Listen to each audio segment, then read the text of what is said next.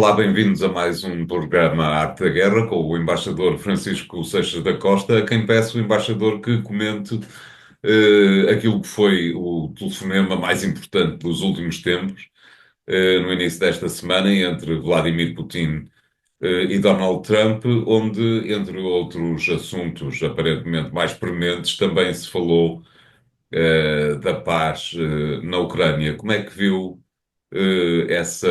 esse contacto? Que aparentemente é para continuar entre os dois presidentes? Eu acho que esta reunião tem uma parte que é aquela que foi tornada pública pelos dois lados, e tem uma parte que não foi tornada pública e que claramente é a parte mais importante da reunião. Esta reunião, no fundo, culmina três contactos que foram feitos, um diretamente na Arábia Saudita, entre uma delegação ucraniana primeiro e, o, e, o, e os americanos, e que depois criou um pano de fundo para duas reuniões no quadro da relação entre os Estados Unidos e a Rússia.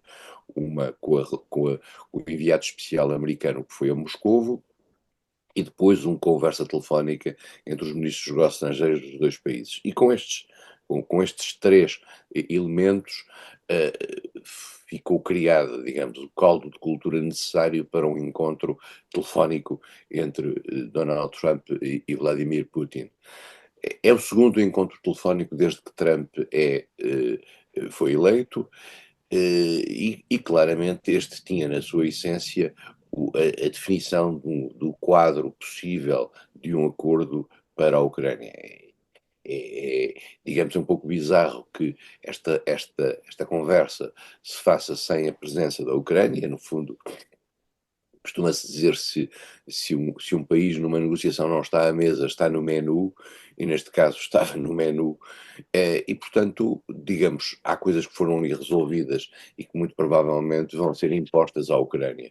Este é claramente a suspeita que a própria Ucrânia tem.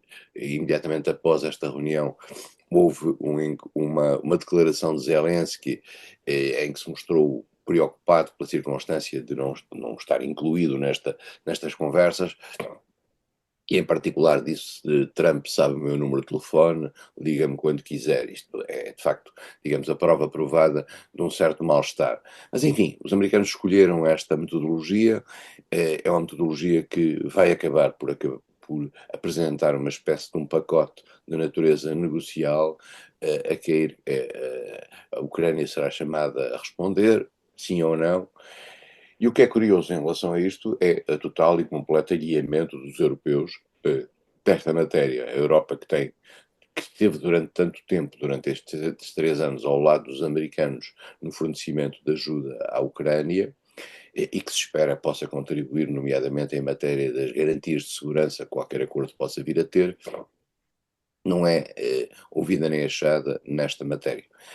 O que é que saiu desta reunião? Sob o ponto de vista público, a única coisa que saiu desta reunião foi um conjunto de platitudes a ler a comunicação americana. Por um lado, a ideia de que o Médio Oriente vai passar a ser um elemento central nestas negociações. O Médio Oriente deve-se ler, julgo eu, a Arábia Saudita, que os Estados Unidos querem transformar, no fundo, a Arábia Saudita numa espécie de plataforma para a sua ação no Médio Oriente, o que é interessante sob o ponto de vista de futuro relativamente aos interesses americanos. A ideia de que é preciso parar a proliferação de armas estratégicas, nomeadamente as armas nucleares. Uma ideia muito americana, que os russos terão concordado, isto é a leitura do documento americano, de que o Irão não deve ter condições para destruir Israel. Isso é um ponto importante. Aquilo que foi dito, é importante que os Estados Unidos o tenham afirmado, e que tenham afirmado que a Rússia esteve de acordo relativamente a isso. É Não há aí sabido uma que pequena traição russa ao Irão, embaixador? não. Uma coisa é a possibilidade do Irão ser preservado como entidade. Outra coisa é o Irão ser preservado na sua capacidade de ser uma entidade agressiva face a Israel.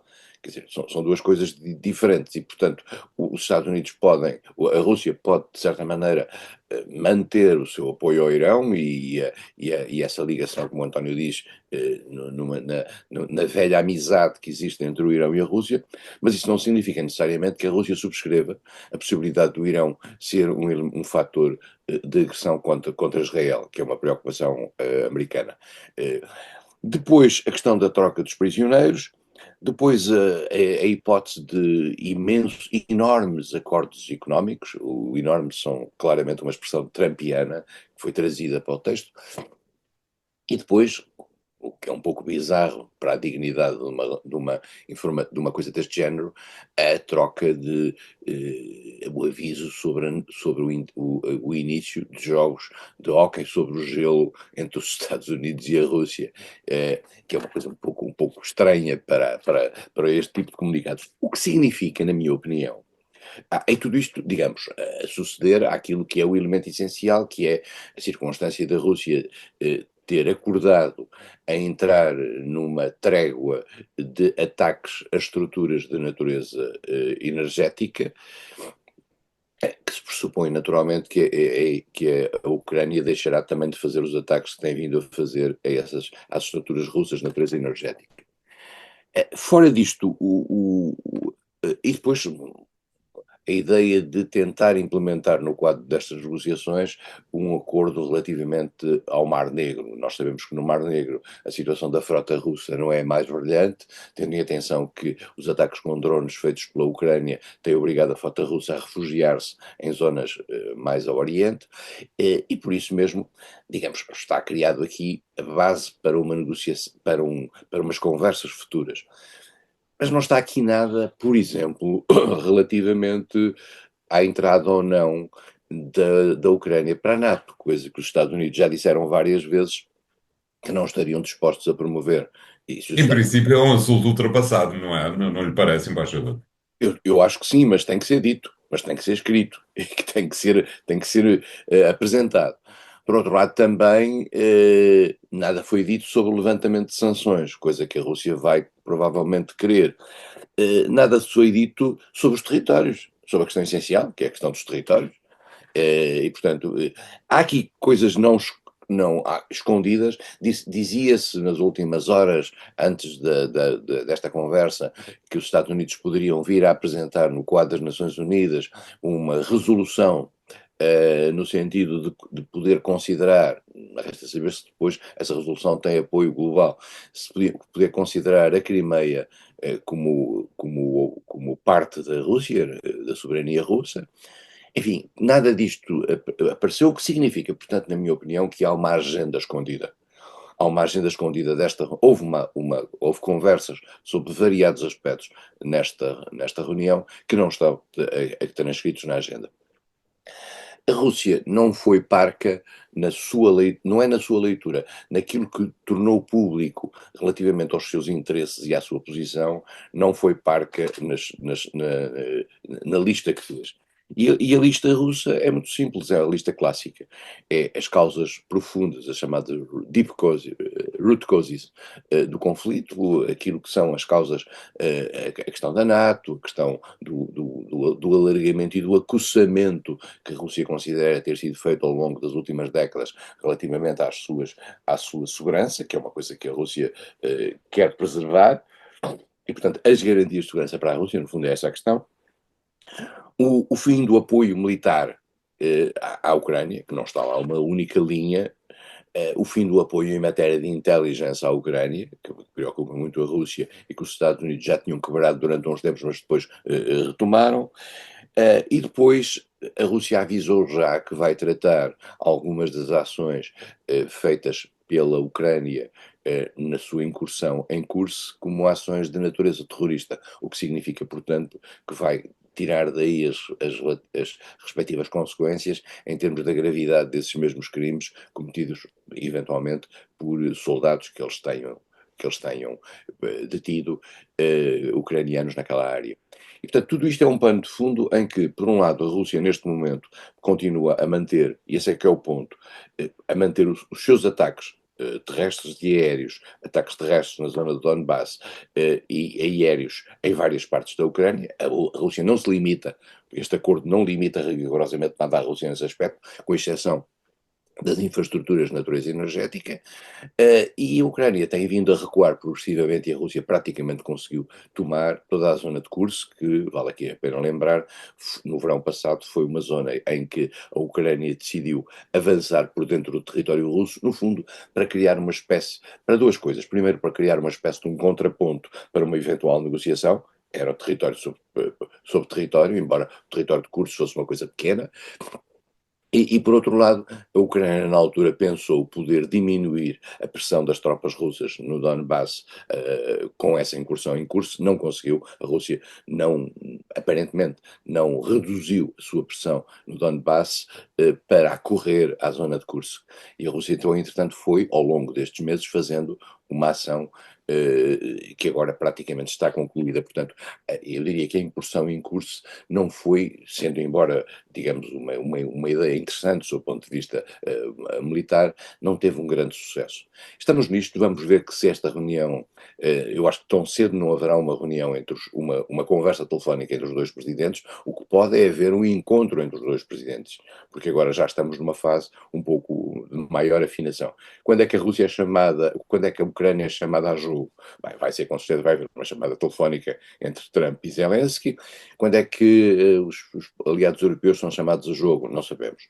E em que forma, em que medida, e os aliados europeus, como já comentámos na semana passada, estão-se a organizar eles próprios no sentido de criar uma suposta força, uma coalition of the willing, uma coligação daqueles que estão dispostos a avançar, que tem já umas dezenas de países e que estaria preparada para intervir numa espécie de separação de forças dentro da Ucrânia, e a Rússia recusa em absoluto que países que estiveram ao lado da Ucrânia ao longo destes tempos, fornecendo armas e dando apoio à Ucrânia de toda a natureza, venham eles próprios a entrar dentro da Ucrânia, desequilibrando fortemente a Ucrânia. A Rússia quer não apenas neutralizar a Ucrânia, tirá-lo da NATO e que fique um país neutral, mas queria, e esse era o objetivo russo, não me parece que tenha condições para conseguir, desmilitarizar a Ucrânia, ou pelo menos dimensionar de forma em baixa aquilo que são as forças armadas ucranianas. Não me parece que isso seja viável, mas enfim, logo veremos. Claro, é um assunto, evidentemente, para continuar a acompanhar. Obrigado, embaixador. Vamos ficar aqui pela primeira parte do programa de hoje. Voltaremos já de seguida, depois do primeiro intervalo. Até lá, obrigado.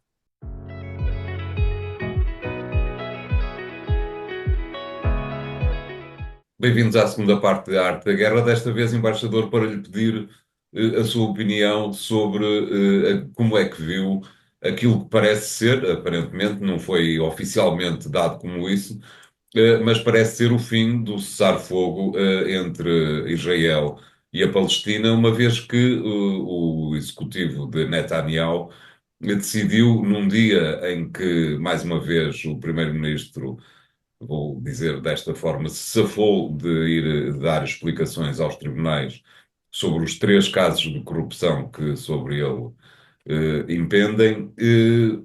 O exército, o israelita, voltou a atacar a faixa de Gaza. Parece-lhe que de facto o cessar-fogo acabou? Sim, este cessar-fogo claramente acabou. Aliás, se nós nos lembrarmos, é preciso percebermos uma coisa: este cessar-fogo foi feito numa fase da transição das duas presidências americanas, ao envolvimento negocial por parte da administração Biden, e há aquilo que Donald Trump considerava ser uma intervenção da sua parte ainda antes de ser presidente, que terá, enfim, tido um papel essencial.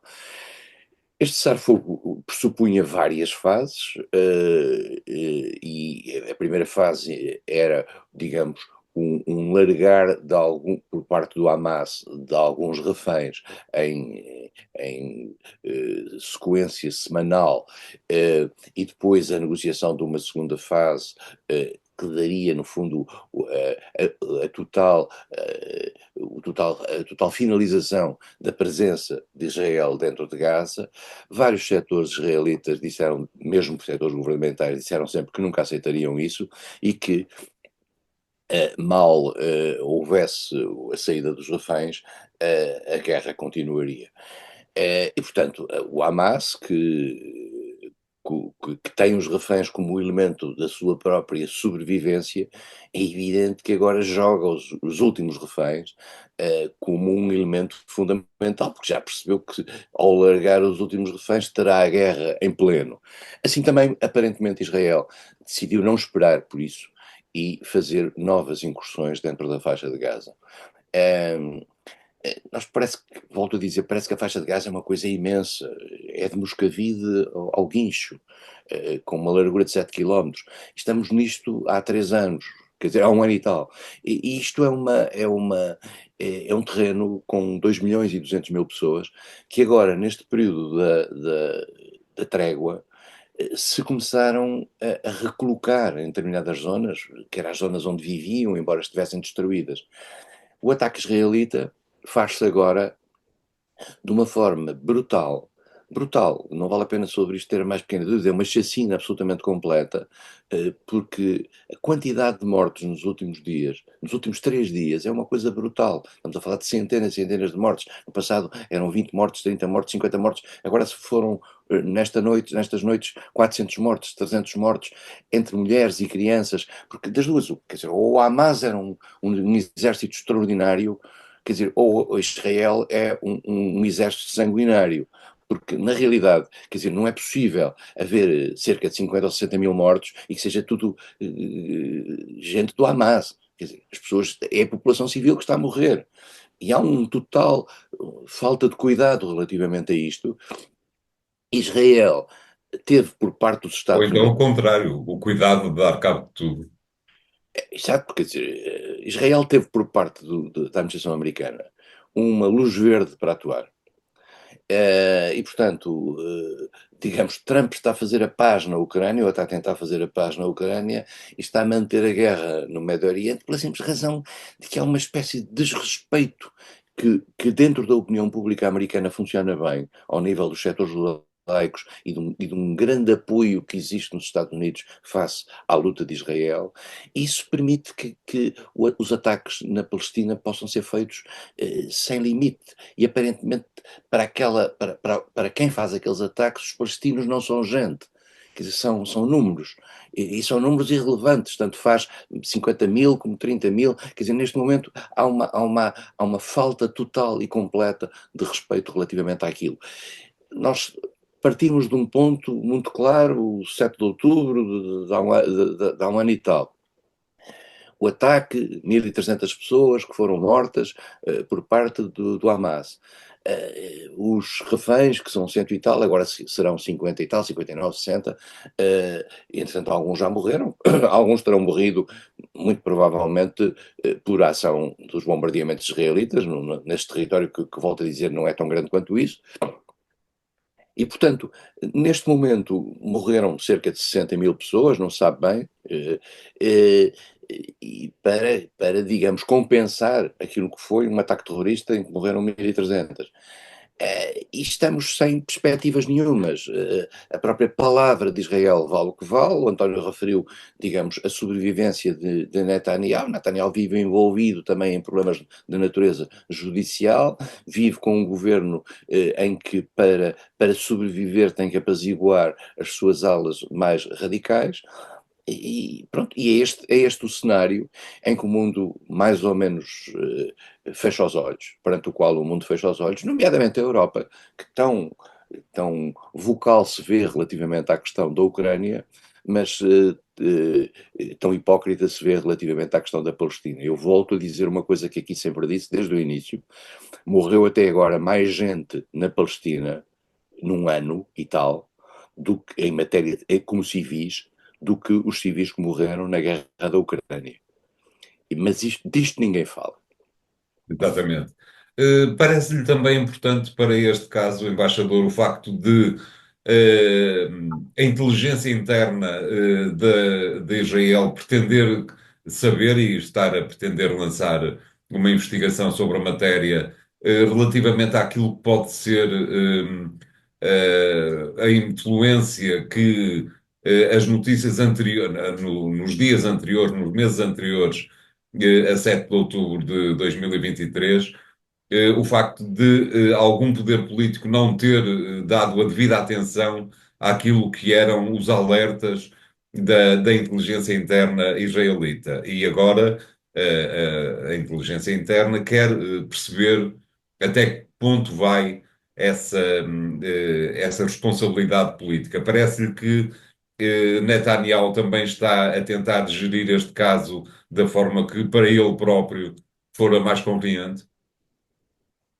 Sim, a inteligência interna, o Shin Bet, que é o Serviço Exatamente. de das Internas, terá descoberto que há dinheiros do Qatar, que é uma entidade internacional que tem servido de mediação neste quadro e que é extremamente rica, mas que também era a entidade que financiava o Hamas, que alguns dinheiros poderão ter ido para entidades israelitas.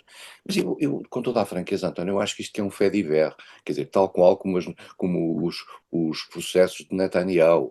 Quer dizer, estamos a falar de uma coisa ao lado quando tem dezenas de milhares de pessoas a morrer ao lado. Quer dizer, estamos a distrair-nos com as peculiaridades da vida interna israelita, como que a absolver, digamos, ao mesmo tempo a ação criminosa no quadro de Gaza. Nós temos que perceber uma coisa que não temos falado aqui. Eh, Tal qual como os terroristas do Hamas, que entretanto os chefes já foram liquidados, Netanyahu está sob um processo do Tribunal Penal Internacional como criminoso de guerra, tal qual como o seu anterior Ministro da Defesa. E, portanto, Netanyahu, sob o ponto de vista internacional, é hoje um potencial criminoso de guerra. E só é criminoso de guerra ou potencial criminoso de guerra, quem potencialmente, eventualmente, possa ter cometido crimes de guerra.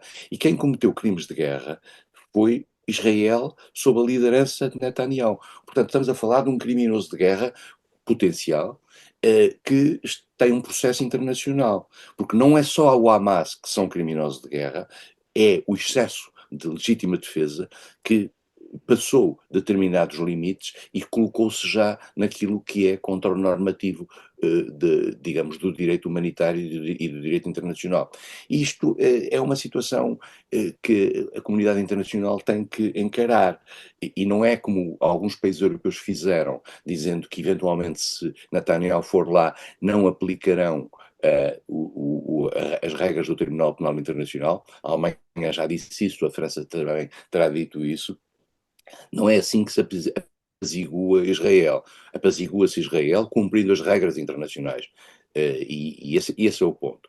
Agora, as cumplicidades internas dentro do regime israelita e as peculiaridades da situação de Netanyahu nesse quadro, enfim, são fatores interessantes para a análise, mas eu acho que o que é mais, temos que fazer uma hierarquia de coisas, e o que é mais importante são os mortos que todos os dias estão a acontecer em Israel, e mais do que isso, ontem já não sei quem é que dizia se Donald Trump quer ter o Prémio Nobel da Paz por parar a guerra na Ucrânia.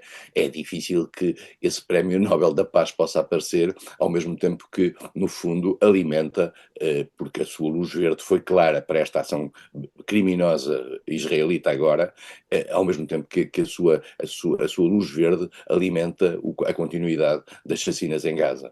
Obrigado, embaixador. Vamos fazer aqui o segundo intervalo do programa de hoje. Voltamos já de seguida com o último tema de hoje. Até já, obrigado.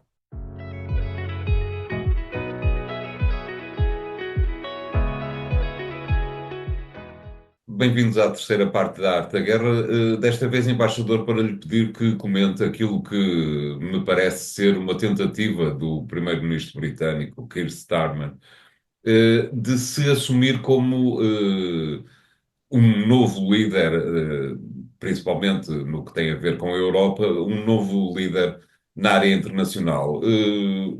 Emmanuel Macron já de alguma forma fez mais ou menos a mesma coisa, e normalmente quando alguém na Europa decide testar a possibilidade de se transformar numa personalidade importante em termos internacionais, normalmente isso acontece num quadro em que, do ponto de vista interno, as coisas lhe estão a correr mal. De algum modo foi isso que aconteceu com Emmanuel Macron, digo eu, Parece-lhe que com o primeiro-ministro britânico está a acontecer mais ou menos a mesma coisa? António, é o primeiro-ministro britânico, de facto, mas também é o papel do Reino Unido, digamos, é a É a identidade do testa de Reino Unido. ponte dos Estados Unidos?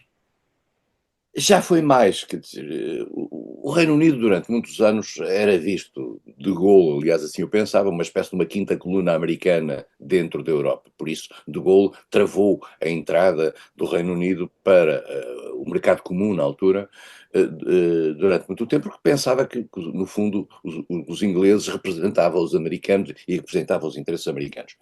Os ingleses vivem ao longo destes anos, em particular depois da Segunda Guerra Mundial, numa ideia de terem a chamada relação especial com os Estados Unidos, a special relationship.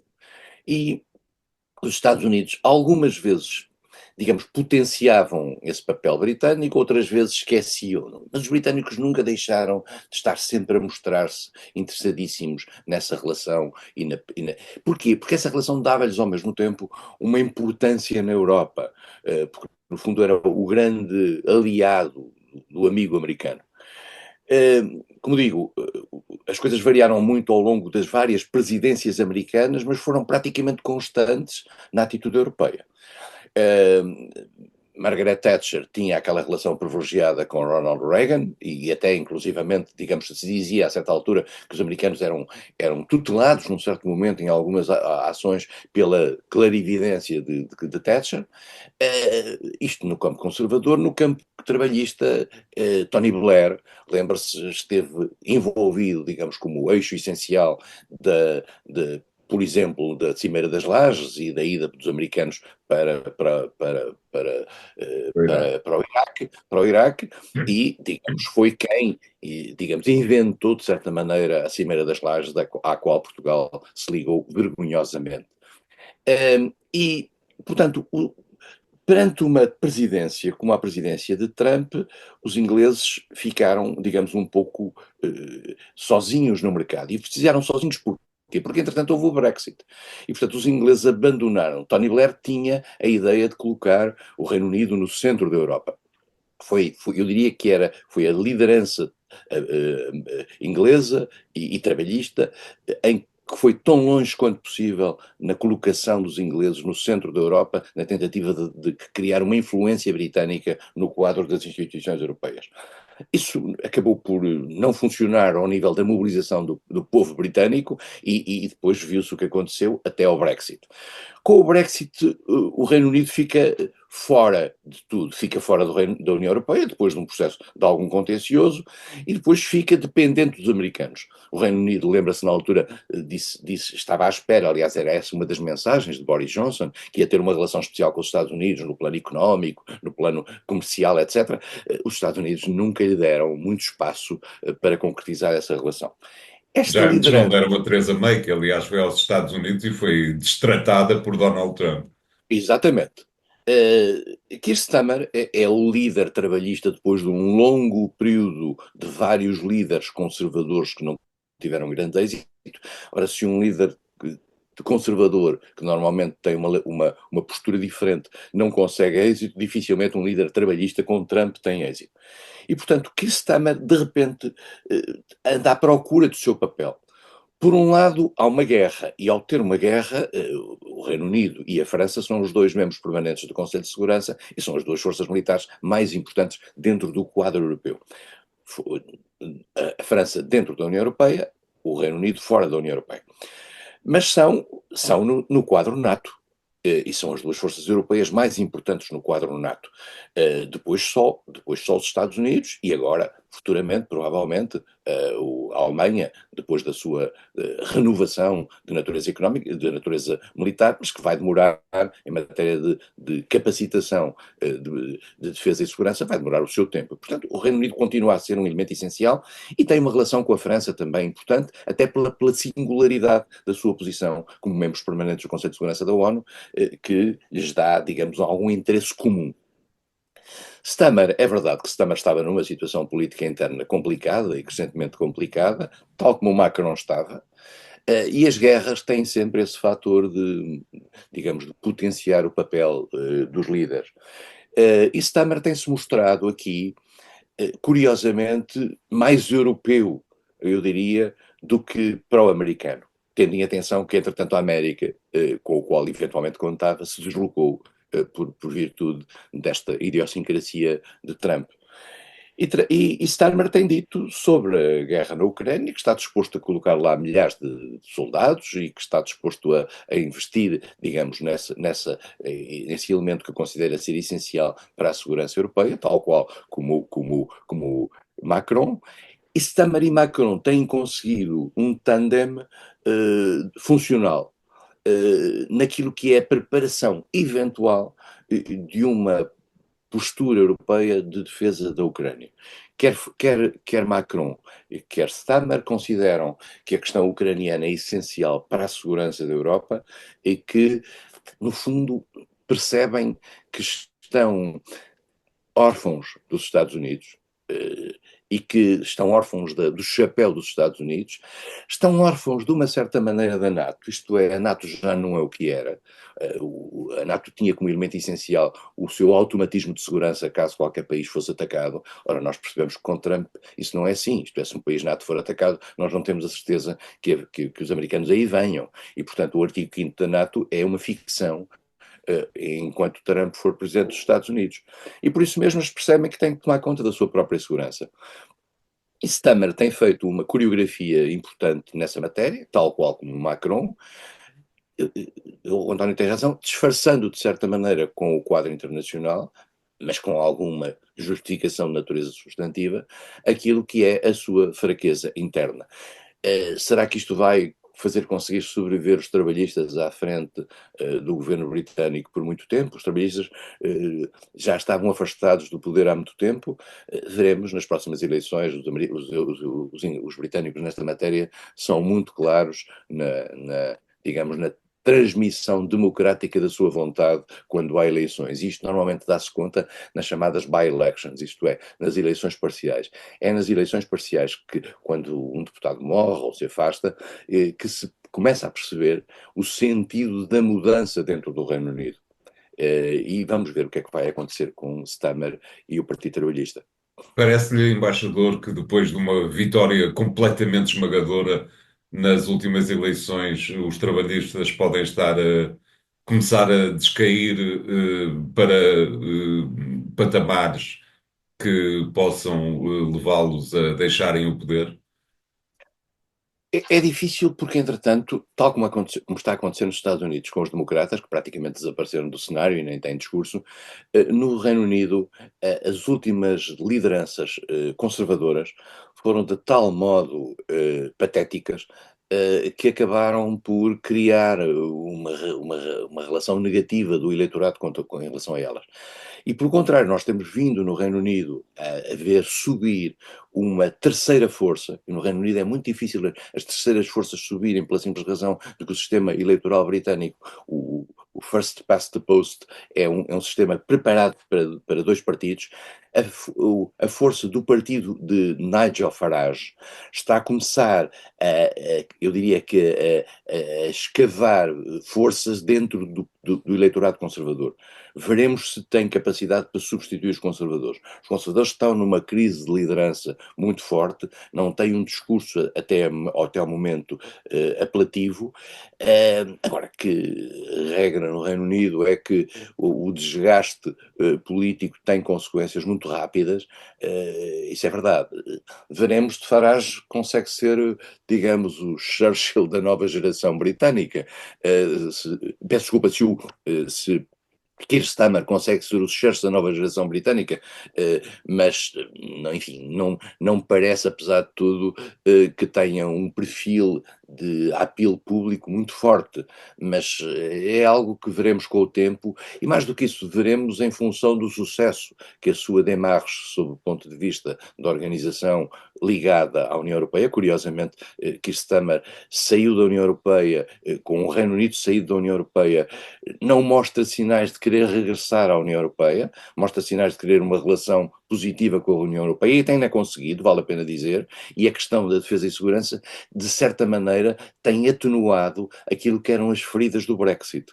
A relação com os europeus está a processar-se de uma forma muito natural. Pode ser que a sua sobrevivência, no fundo, seja conseguida um pouco à custa também daquilo que for a incapacidade da oposição de se colocar como alternativa. Portanto, teremos, em princípio, um Starmer como o Churchill dos tempos modernos e um Farage como a Marine Le Pen britânica.